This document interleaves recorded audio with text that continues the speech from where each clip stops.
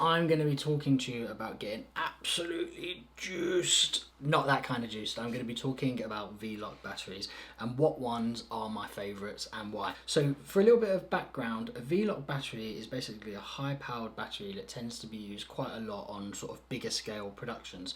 So for an example, if you have an Alexa Mini or something along those lines that's really heavily, like consumes a lot of power to run, you're going to need a V-Lock battery to run it. And then there's also all the other peripherals that come off it. So you're going to need a device that can power multiple different things. So I'm just going to show you a traditional 14.8 V-Lock, and this is a Tether Tools one. There are many others out there. A little power indicator on the side. You can see there's also a D-tap and a USB. So the USB-A is going to allow me to take juice from this and power things like mobile devices and things along those lines. The D-tap allows me to charge it, and then also what you've also got is the D-tap. You can then take the power source to another device. So for instance, if the main battery is using these metal plates at the bottom, so if the main battery is using these plates at the bottom, then what you can use is the D-tap basically can power something else, such as a field monitor. So this one battery is going to power multiple different sources, which is really useful, and that's why they are used quite a bit on set. Now the traditional go-to is like a 14.8. That's kind of like the one that's used most.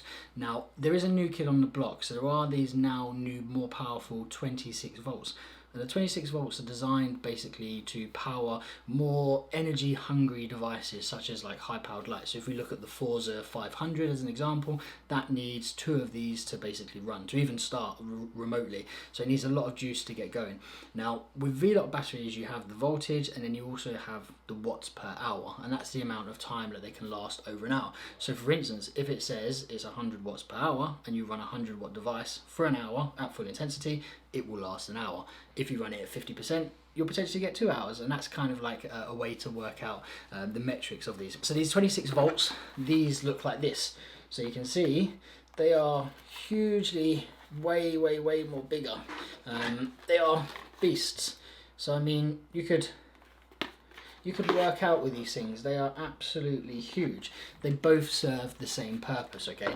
And one of the V-Locks, if you look at this bit at the back here, this basically is what makes a V-Lock battery. This little V bit at the back slides in, locks into place, and it's totally secure. Now you could do bicep curls with this thing. It's a pretty beastly thing. Now one of the issues is if you've been around for long enough to have a lot of these 14.8s, with these new 26 volts, they're quite expensive. So how do you create a conversion to start making use of the 14.8 volts on the 26 volts? So what we have here, this is a little Nanlite device, which is a step up. So what that effectively allows us to do is turn this into one of these. So for instance, if you have an abundance of these, then this is going to be the solution for you, because it's going to allow you to make use of all those old batteries. And that's kind of like a little bit of a breakdown of V-Lock batteries, and a little bit of like plugging away this device here, because this converter thing is amazing. If you've got 14.8s, this is a must-have. So there's a link down below for this, so it's well worth getting hold of, because it will supplement you when you're out in the field.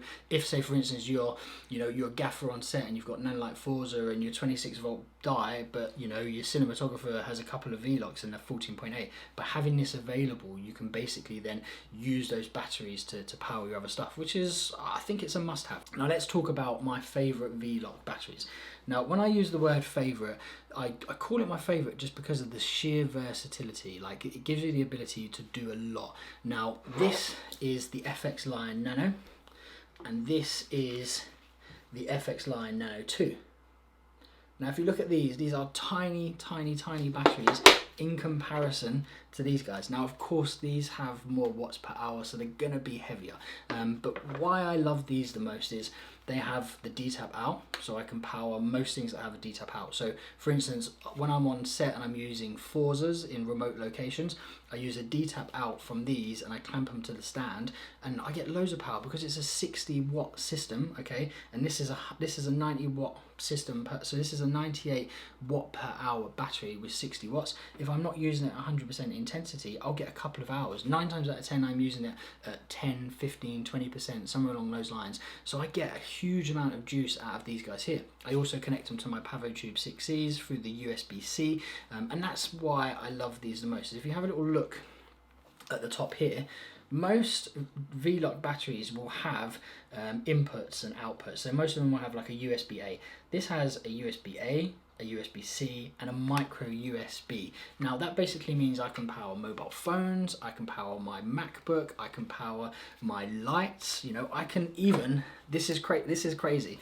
So I can use this device here, I can slide that into there, I can then stick that into like a Mixpanel 150 or two of these setups into a Forza 500 and run them from this battery that effectively can fit in my pocket. Now this is the Nano 2, the Nano 2 and the Nano 1, the two different devices. So the difference between them is they're both 14.8s, okay, and then what you have is a 98 watt per hour versus a 50 watt per hour, and that's kind of like the footprint you get off the back of it. The smaller one being 50, the double the size one is being the 98. Now this I tend to carry around with me in my bag. I just put this in my rucksack, and then basically if I need to charge my MacBook, I need to charge my mobile phone, I need to charge my iWatch, anything along those lines, I've got one of these handy. Now obviously it's quite a small capacity, so I wouldn't take it to a big gaffer job because it's just not going to be able to do the justice that the lights deserve. But these are my two favourite V-Lock batteries. They are super versatile. They go everywhere. They give me a lot of options to charge everything. And yeah, just on versatility alone, they are why they are my favourite battery. But for those that need huge amount of power, obviously this is going to be the solution. So these are the 26 volts, as I mentioned earlier. Like, these aren't going to touch on what this guy can do. Of course, this is like almost triple the capacity. You know, it's a phenomenal beast. So for things like Forza 500, you know, the Aperture 600D, the Mixpanel 150, you know, lights of that caliber and devices of that caliber, that's going to be a solution. For everything else, obviously your 14.8s are the way to go. But if you're going to take any piece of advice from any of this video, the one thing you all need if you own any V-Lock batteries is this guy here. So I hope you found this video useful. If you've got any questions, pop them into the comments down below. V-Locks are an interesting subject, and like in terms of the way your journey goes, beyond this is like generators and stuff, you know, when you get into real big scale production. So I hope you've enjoyed the video. Again, any questions down below, always happy to help. If you've liked it, hit the subscribe button. If you think it will benefit somebody else, give it a share. And yeah, I hope to see you all soon in the near future. So stay juiced. They were once guns. Once upon a time they were guns, and the whole lockdown thing's got me like jelly.